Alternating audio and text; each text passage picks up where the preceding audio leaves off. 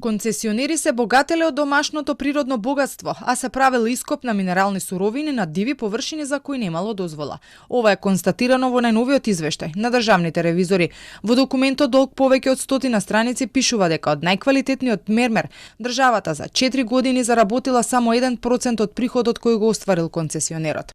Остварените надоместоци во корист на државата од експлоатација на најквалитетниот мермер во износ од 1,7 милиони евра за период од 2018 до 2022 година представуваат 1% од остварените приходи од продажбата на концесионерот. Ова е незначително во однос на приходот кој го остварува концесионерот со продажбата.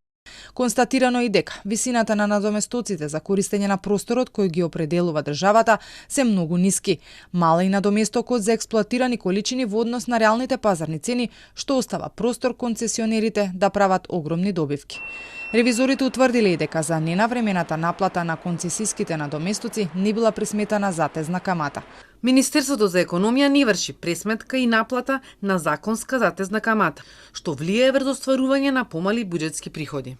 Концесионери пак на дива површина од близу 10.000 метри квадратни за кои немале дозвола вршеле експлоатација на минерални суровини.